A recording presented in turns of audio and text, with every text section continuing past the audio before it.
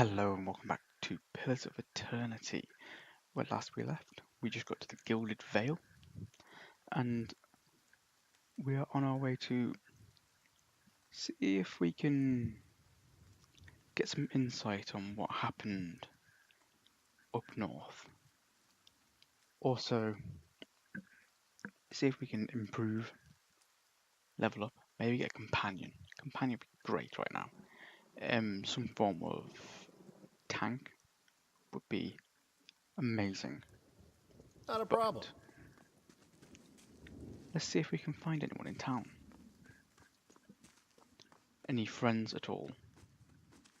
We have some stairs, and we have a bunch of corpses hanging upon a large tree. This is reminding me of The Witcher at the moment. In fact, a large amount of bodies. You must be one of the new settlers. Welcome to Gilded Vale. You'll be pleased to know that we've had some recent vacancies here. He glances at the gnarled, leafless monstrosity of a tree next to him. Okay. Do you welcome everyone this way? The only answer you hear is the buzzing of flies from the tree. Of course, we'll need to make some inquiries first. The inestimable Lord Radric VII has taken great pains to insulate our town from Widewind's legacy. Have you ever sired a Hollowborn child? No. Are you absolutely certain? Lord Raderick has made it his first priority to eliminate this scourge from our village. I should warn you, stranger. Here in Gilded Vale, we have a special place for dissidents, charlatans, and those who would hide a curse in our midst. He steps to the side and inclines his head ever so slightly towards the deformed tree. Well, we're already getting a bit aggressive towards us already. Damn. His lordship's wife is with child and due any day now.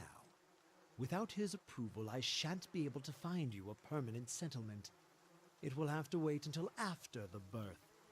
We can continue our interview then, after the bell tolls from Radric's hold to signal my lord's new heir. In the meantime, you can find temporary accommodations at the inn just southwest of here. Mm.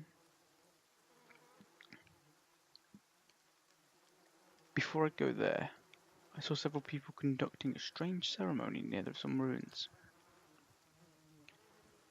Oh, okay, no voice acting for this bit. He regards you carefully. You will want to find where you mentioned that. You want to mind where you mentioned that. Trespassing on Engwithan ruins is illegal, not to mention dangerous. You probably saw someone attempting some new ritual to appease the gods. People will try anything these days. Breath, breath, have mercy. We certainly have. Maybe so. Like I said, it's best to stay away from those sorts of places. If you have any other questions, don't hesitate to ask. It's important that everyone in Gilded Vale understands our rules. Um, you said something about Hollowborn. Yeah, we'll go with that. He blinks. I forgot that you foreigners do not have this curse in your homelands. The Hollowborn have a scourge upon the drywood for almost 15 years now. He lowers his voice to a whisper. Children born without souls. Well, damn. He shakes his head. Pitiful, dumb things that breathe barely, but do not truly live. Some say the Hollowborn are a disease. Some say that they are punishment from the gods. He raises his empty hands. In truth, no one knows. But they began spreading after the Saints War, and so the name Wade Wen Legacy struck in honor of that foul, blasphemous pretender. His voice shakes with vitriol. Lord Redrick disease. Lord Redrick's this. Oh God, I can't even say decrees in a sentence apparently. Lord Redrick's decrees may seem strict at times, but he has our best interests at heart. He nods. I'd be feeling strange since a close call with Beowick. Is there someone in town who could help? Whatever your problem, it sounds like a matter for an animancer. However, the only animancer in Gilded Vale isn't in any condition to speak. Consider yourself fortunate. After she failed Lord Radrick, we saw to it that she wouldn't profit from the misplaced trust of others. A bad cure is often worse than none at all. But if you're set on finding a bottle of troll piss or a dead Audra pebble to rub on your forehead, you're welcome to check her pockets. A little corpse stink is nothing when you're digging for shit. My advice, however, is to be satisfied that you escaped and leave it at that. Okay, so it's Audra, not Adra. Okay, Audra. I will try to remember that it's Audra instead of Adra. Keep out of... Keep out of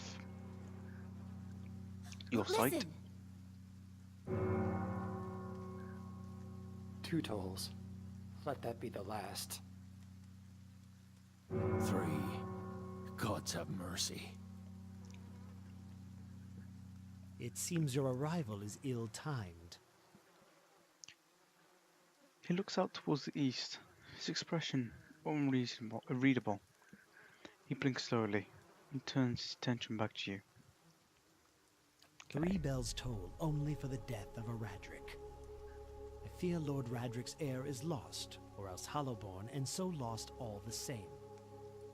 You should tread carefully. Circumstances have changed a great deal. What do you mean? You come to us at a time of mourning. The legacy has struck at the heart of Gilded Vale. Our efforts to redeem ourselves in the eyes of... Is that Barath? Yeah, I'll go with Barath. Barath must be redoubled. He sets a steady gaze on you. Don't threaten me, little man. What happened? He shrugs one bony shoulder. I will know more details when the messengers arrive. The vagaries of childbirth are... Vagaries? Of childbirth, perhaps. But that is not your concern. Does this affect the Lord's offer to new settlers? I can be sure of nothing right now. I advise you to get some rest. The inn, or a stable, for all I care. Find me afterwards, I will know more soon enough. Farewell. We won't say don't threaten me, little man, because we don't want to piss him off. Okay. This doesn't look much like a town at the moment. Let's zoom out. Let's see what we have. Okay, we have a place to dart into the world map there then. We can start to come out and around. So anything over here? Doesn't look like it. Let's see what's up here then. We have some stairs. Stairs are probably a good place to go up. That might be the inn up here. Looks like a blacksmith of sorts. Black hammer smithy. Yeah. The smithery. Map. Is there a inn anywhere? Temple. Smithery. Road east. Windmill. Black Hound Inn. Okay. It's back the other way, where we just came from. We just missed it. Okay. Let's go back around to the Blackhound Inn then. Come on. In fact, I'm just gonna lead you over this way. Ah, there we go. This looks like where we need to go. Oh. Aloth. You see 4 people gathered by the door of the inn. Their raised voices and chopping gestures suggest an argument reaching its climax. The first figure raises his hands for calm. His face is partly obscured by a hood, but his height and stature suggest an elf. I meant no offense. Let's put this matter to rest over a round, shall we? My treat. Hoping to soothe our pride with a few Adira coppers, eh? We don't need your coin. What's going on? Because a fellow elf, I think we'd want to protect our fellow elf. One of the other men points at the hooded elf. His eyes are red from drink, but his gaze is focused, mocking us mocking us even while he shelters in our village. Just goes to show what these fancy Adre manners are worth. We don't take to that kind of treatment. Not from foreigners, and especially not from Adrians. Adrians? Go Not on. sure. Say it again. I'm itching for an excuse. Fie, you're itching for the kindling touch of your sister, you cocksfeather! I'll cut that barrel-looking tongue out of your head. This is a misunderstanding. I didn't say whatever it is you think I said. We've nigh quarrel. He sounds a lot like Matthew Mercer. That's where you're wrong. So if we get Matt Mercer as a companion, that'd be cool. I don't think attacking him is such a good idea. Go of intelligence. If someone's baiting you as obviously as he is, it's generally wisest to walk away. Okay. They look at each other. One of the men gives the other two a warning shake. Yeah, warning shake with his hand, and before turning to you, we're done for now. But this one better watch his step around here because we're not going anywhere. The final scowl at the elf. He turns to leave.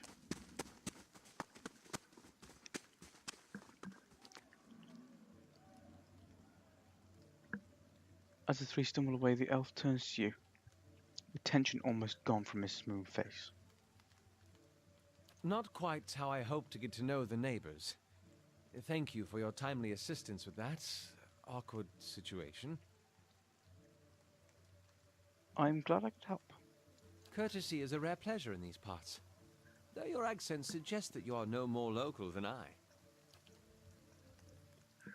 He straightens his hood, and you note that the remains of fraying embroidered on his gloves. His boots are caked with the dirt of many months' travel. But the leatherwork beneath is sturdy and fine. Well, I suppose introductions are in order after that little fiasco. Aloth Corvisor, at your service. Okay. Tell me about yourself. Well, I'm a wizard by training, and an adventurer by necessity. I was born in the Seathwood, part of the mainland of the Adir Empire, and both of my parents served the nobility, which afforded me an education for which I'm grateful. However, there were no open positions in those houses, and so I decided to seek new means in a new land. Is it a case of most people go for like ranger types or fighter types or barbarians or whatever for this game? Because the first companion you get is a spellcast. Is it the first like friendly person you come across is a spellcaster, because I have played up to this point. I know that he does accompany you, and And how exactly did you come to be here? I didn't think about that when playing In Wizard. Griffin Ruins? Oh, those can be dangerous places during the best of times, which these are not. In half the locals would arrest you for trespassing and the rest would kill you outright. I'm curious, what exactly did you find there? And you A Bayoak. survived? I've heard such a thing was impossible. But it seems you either have a knack for timing or the favor of the gods. What you doing in Excellent Gildervale? question. I came looking for fresh air and cheap land. Instead, the magistrate gave me directions to the inn and a story about the local lord's expectant wife. But I take it that's a familiar tale. And you?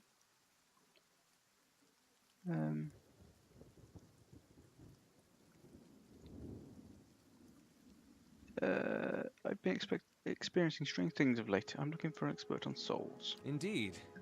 The local lord has searched far and wide for similar specialists. And he has rid himself of them almost as desperately. He nods at the gnarled old tree in the centre of town.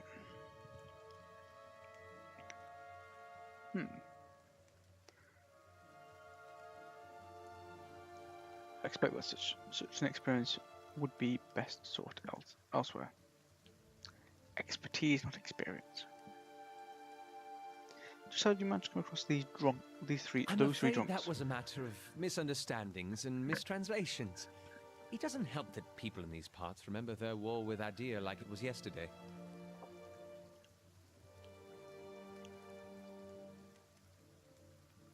You did tell one of the men to go fuck his sister. At that, he clears his throat and adjusts his sleeves.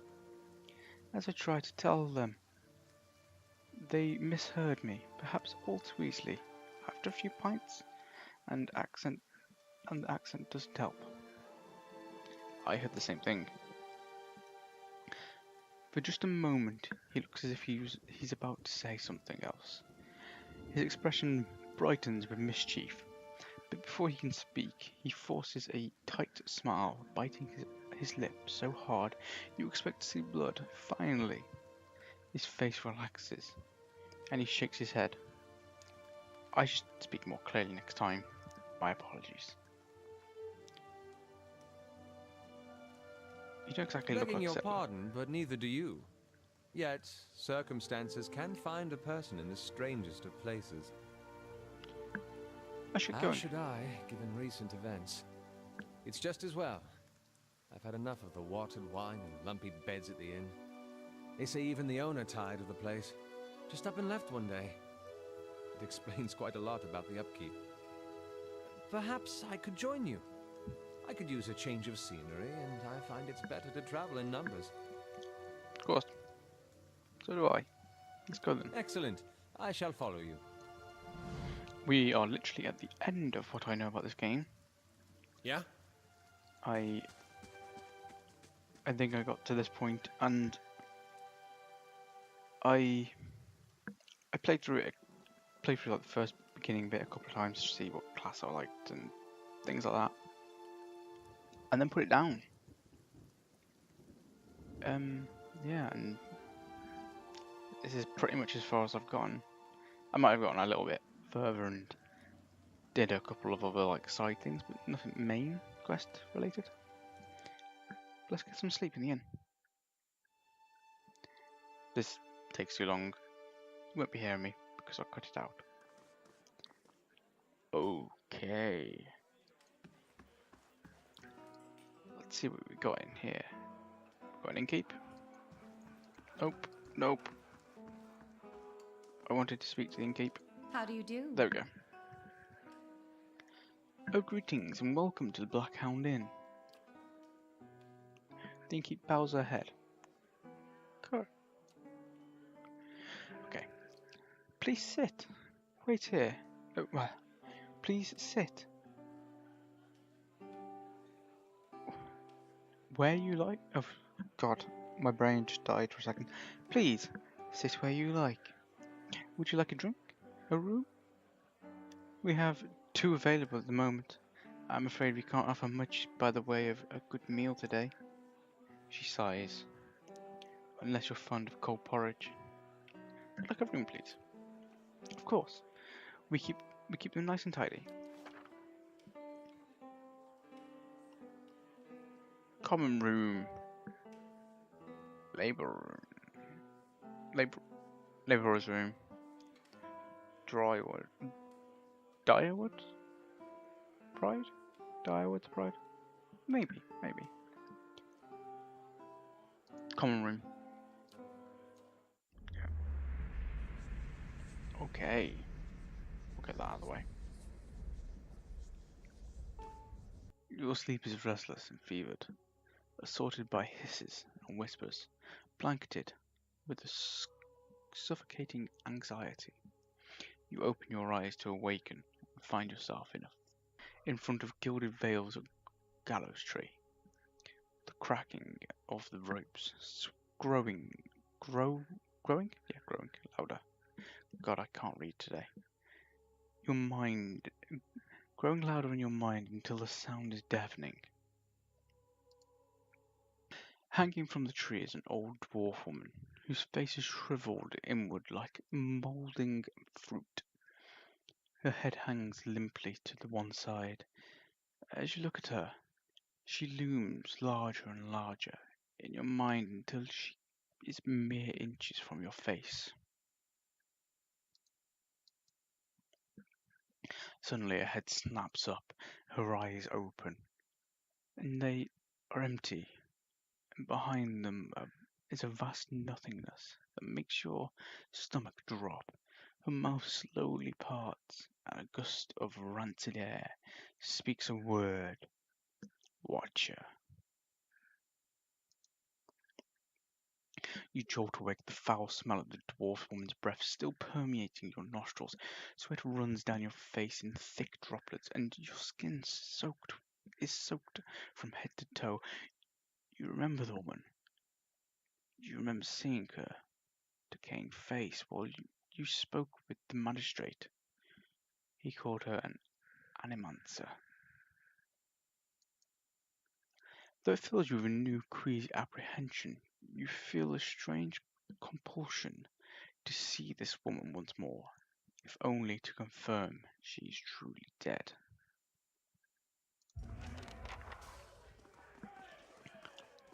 Okay.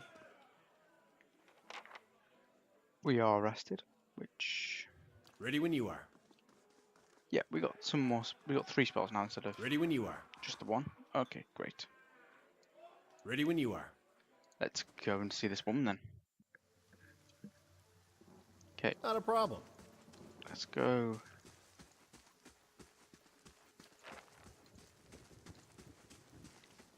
Let's go to the tree, which is back up here if I remember correctly. Yeah, here it is. Ooh. Okay.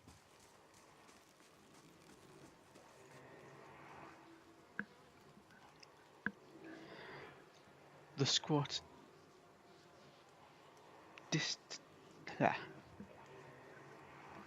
The squat, distant body of an elderly dwarf woman dangles from a thin, crooked ball. Dangles from a thin, crooked.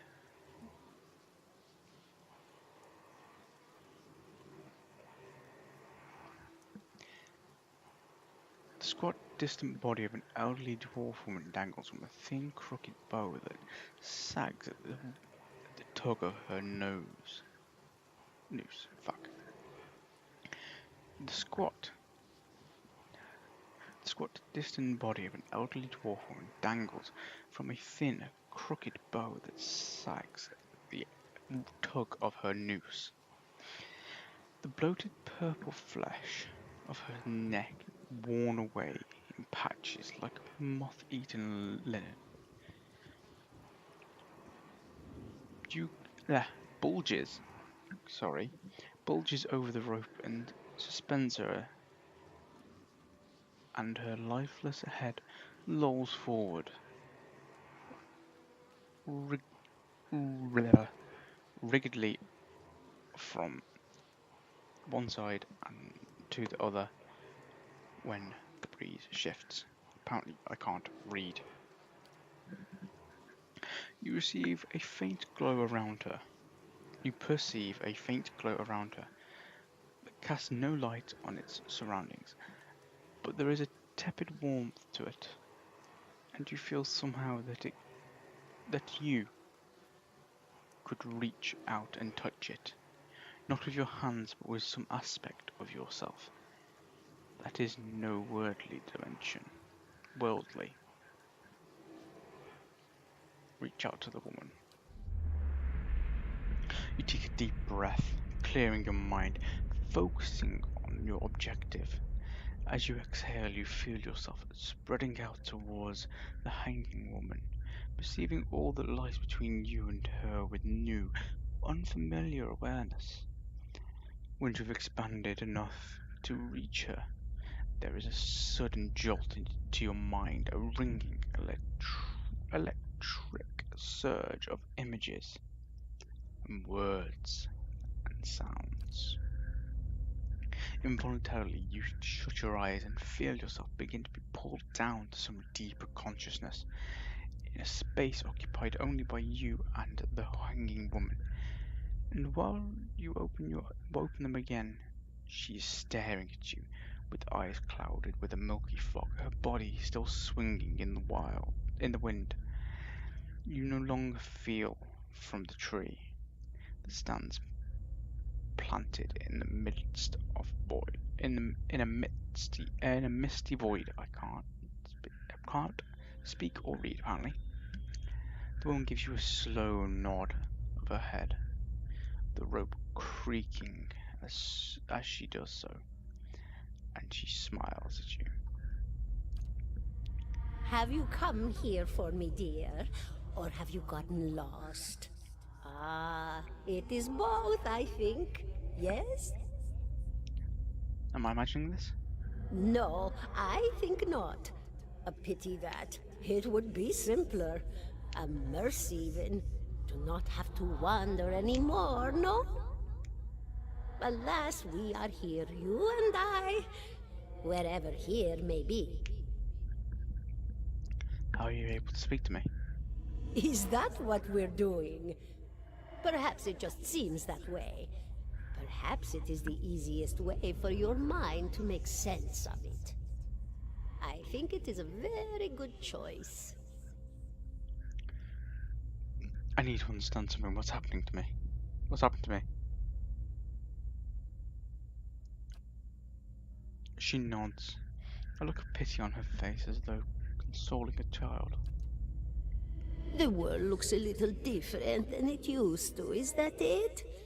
Feels like you're noticing things for the first time that have always been there. You have seen past the shroud. It only takes an instant.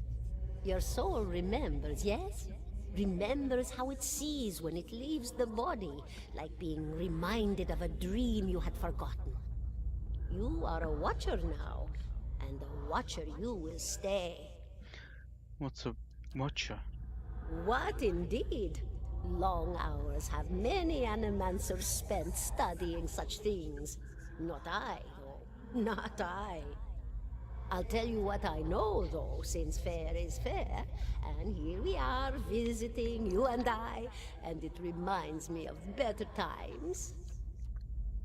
Souls pass on, some say through Audra stones, which are the blood veins of the world. They leave the world for a time and are reborn into it, sometimes more than they were before, but usually less and seldom the same. For all souls there is a time where they do not live, yet have not passed on, and those souls roam the world, same as you or I, either leaving or lost. But no one sees them because they have forgotten how. A watcher sees, though, knows what to look for. And sometimes they know a person just by looking at them, know where they've been in ages past when their bodies were other bodies. see memories even their honor can't recall. A wonder to behold when all goes well. A wonder! What did you mean? When all goes well. We'll go with that. Oh, nothing to be afraid of, I'm sure. It's just much to take in for some. Sometimes there's trouble sleeping or other difficulties. She smiles at you, reassuringly, fanning out a tuft of long whiskers that sprout from one of her cheeks. You should see old Merwald. He could tell you much more than I. A watcher just like you. Helped many in his day. Took up in an old keep no one would claim. Not far, not far. Kadnua, beyond the Black Meadow. He will welcome the company. Cad Noah. Okay. I think I survived a Beowig. Do you know why that would be? Did you now, dear? My, that would be something, wouldn't it? Could be luck, could certainly be. A storm can be a careless thing. Or maybe it got its hands around your soul but couldn't pick it up. A soul can be heavy if it stayed in one piece through its time. Strong souls, we call them in the trade. Cold, I mean. Called them. Those days are all behind me, no? You said souls break apart over time. Oh, yes. Entropy. Rimagan's work. We know little of why or how. We lose pieces of ourselves when we die and pick up pieces of others when we are born again. But less than what we lost. We tried to stop it with the animantic sciences, but with little success. No. A very small few resist Rimergan's influence and stay together through some force of defiance, at least for a time. But they all succumb eventually, I think. She clicks her tongue. I want to know something about you. Me? I'll bore you to tears, though. Who are you? And here I thought you'd come to visit me in particular. Caldara de Baranzi, of the Valian Royal Academy of Animantic Sciences. Not the greatest of their number, but I came here all the same because this was where help was needed. What happened to you? She laughs. A rasping, choked crackle escapes between row of buttery yellow teeth, causing her body to bob up and down with each spasm. Seeing your blank expression, she catches herself. Oh, come now. Such a question. As though the answer were plain as a rope tied for strangling. Allow an old dwarf her last bit of cheer. Well, I came where I was needed, didn't I? Offered my services to Lord Radric for a pittance. A humble pittance. I was to examine the Lord's wife. See why the gods have seen fit to poison her womb. Studied her for months, looked high and low for impurities, tested her valence, the permeability of her essence. Do you know what I found? Tell me. Nothing at all. A healthy woman, head to toe, blessed with a beautiful soul. Such a sweet woman, too. Meek, but warm-hearted. A few months' time, and the lord of the house demanded answers. For a time, I told him what he wanted to hear. Oh, yes, my lord. She is riddled with imbalances. I must have time to cure her. As the birth drew near, he grew impatient, as lords do. And this is where I've ended up. Oh, that's not nice. What's an anomancer? A student of the soul. Something so basic, yet so poorly understood. But so many breakthroughs have been made in my lifetime. Had been made. Had been. To hear the locals tell it, we're a gang of soul manglers that preys upon the weak-minded. And the worst of us are. Okay. But the best of us? The best? Inspirations. Miracle workers. My parents were soul twins. Miserable before they met, empty inside.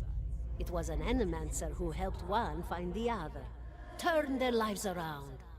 You wouldn't believe the stories. Amnesiacs helped to remember their lives. The suicidal brought back from the brink of oblivion. The elderly afforded extra moments to say their goodbyes. How soon we forget when we're afraid. It's a fascinating science. A fascinating time to be alive in a place like Deerwood that does not control the research, no? I love the Valian Republics for many things, but their recent caution will leave them behind, I fear. I had other questions. No, I didn't. Of course, dear. Ignore me. My other question is farewell. Goodbye, my dear. It was lovely visiting. Caldria closes her eyes, and her head slumps forward over the noose, and your surroundings seem to bleed into your vision from the unknown place waiting.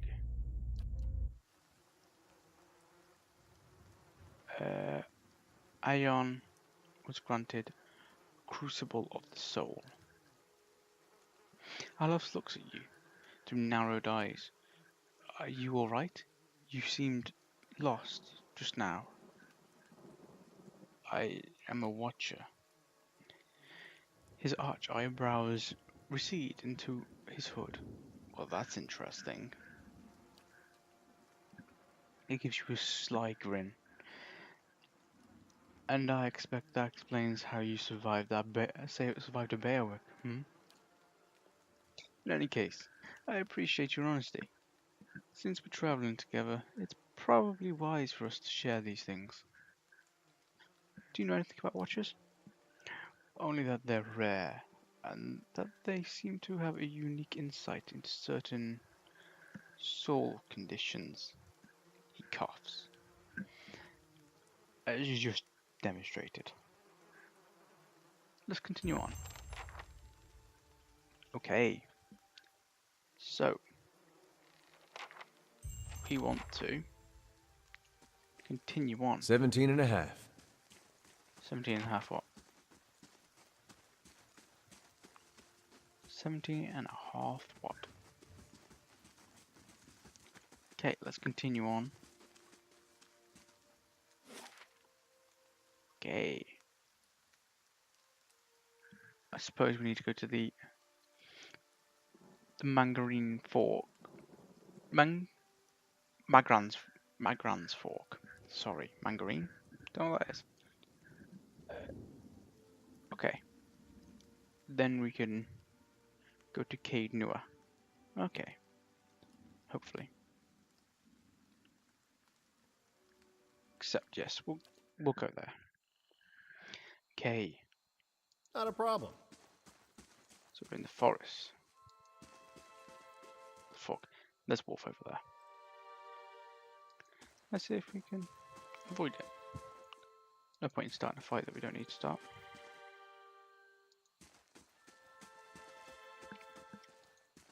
Let's see if we can. Location discovered: Shrine of Mangra. Okay. Let's talk to this man. Saw you in the flame.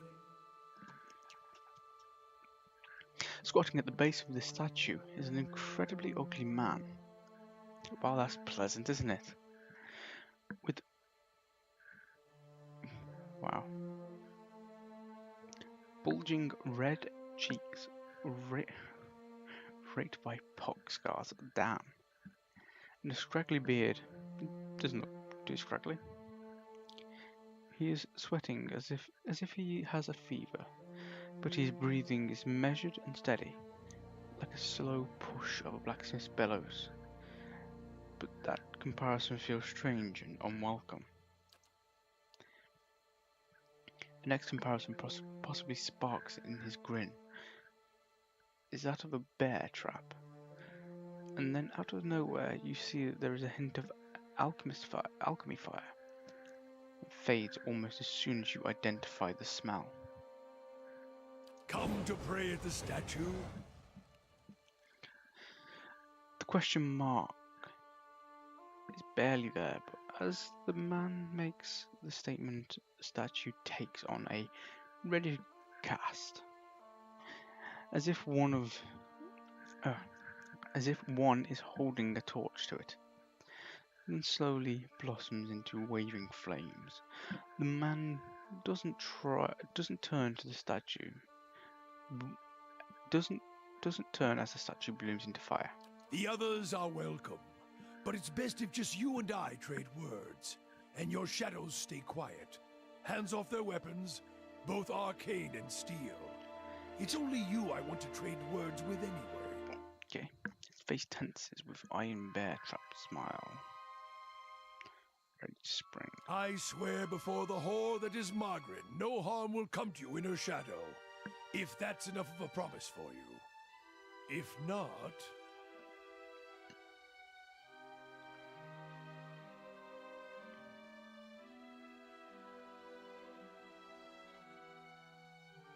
Examine the statue. The waving firelight from the statue gives off no heat. So much so, you wonder if it's some trick of the mind. The ugly man before you doesn't seem to notice it or feel it, although the sheen on his brow is still present, as if he's burning from within.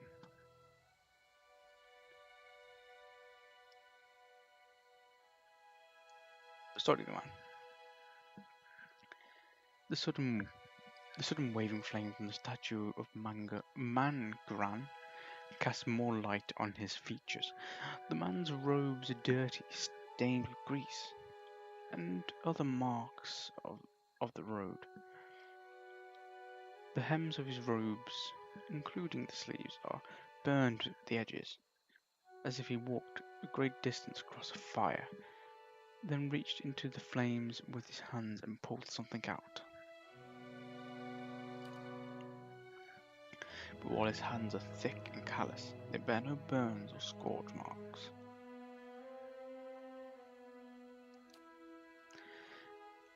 The staff looks thick, stout, of blackened ash, once burned by a terrible fire beneath the ash. The lines in the wood bear shape and patterns, and there is a certainty that the staff once was something far more dangerous, but not now. As you study it deeper, it shimmers slightly on your eyes, like water catching the light, waving across the statue. Whatever power was bled from the staff, it doesn't make it, or the wielder, any less dangerous. You look up to see the man watching you studying the staff. His gaze meets yours. He nods, with a humorless smile.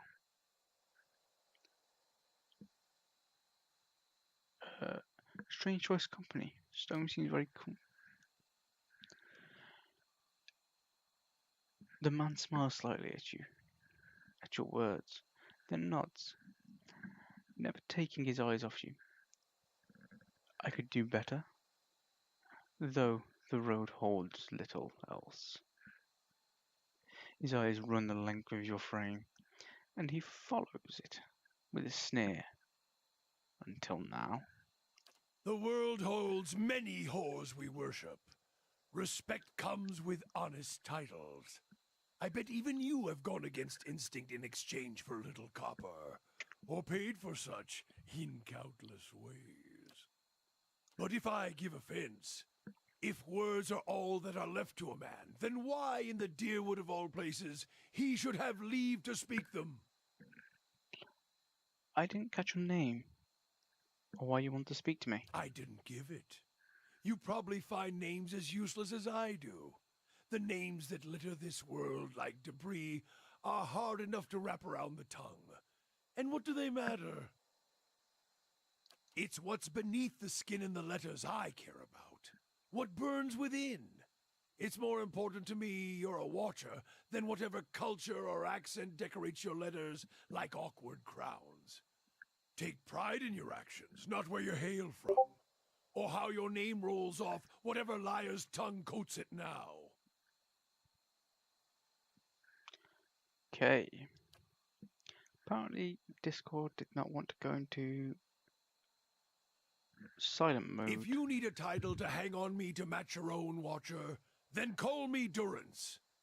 And as you observe souls, I test them. I apologise for that. I do actually have a hotkey to turn into silent mode, so I've just pressed that. We shouldn't hear that again. How did you know that I was a watcher? Doran shakes his head, and his hand curls tightly to his staff. On his staff, I can see the questions bubbling up. Let's burn them away one by one. I am a missionary. I walk this diseased nation with its heathen, its people so careless with the spirits of others and their own, watchers among them. Yes, I know you for what you are, and your name doesn't interest me. Names are for honest folk, and you are a crack that shines light from another place. We're meant to travel together, you and I. Saw you in the flames. Not your face, but that soul of yours. All tightened up, like a huntsman's knot. You saw my soul in the flames? There's things we can teach each other, if you're in need of answers to your mantle of questions. I don't force my words on anyone other than you. I don't care who walks with you or what their mewling problems and politics are. There's enough howling in the world without me stoking that fire. I won't take from your provisions, don't need much on the road. I can carry my weight, which is considerable. Many will stand against you. They probably already have, from what I can see. Left their marks, it seems. Like a trail, worming its way behind you. What kind of marks? Disease? Spirit wind? Both could have touched you, yet here you stand. As for disease, not all of us were close to water when the pox hit. But it's no longer a passenger in my flesh. It left its marks as well. But like flames, the pox doesn't strike twice, nor is it catching. The company's welcome. Then let us walk together, Watcher. Okay, Yeah? there's three of us. Nice. He's probably some sort of druid, so I think we've got three casters. Which will be interesting. Considering casters are okay, we're getting attacked from over there. Okay, it's just a wolf. A young wolf. In fact, I can't even do that. Okay. That's a lot of wolves. Okay, that indeed is a lot of wolves.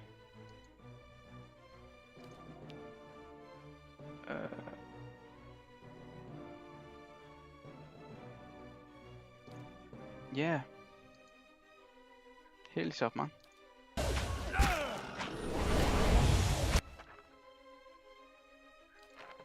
Okay. We had a party reduced to 0. Damn.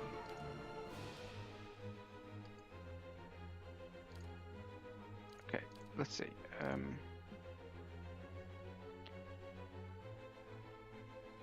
Ghostly blasts.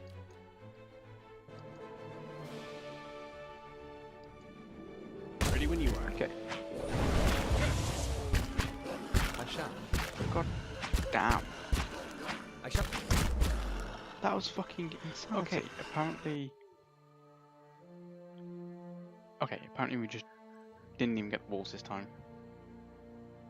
Okay, let's go up here then.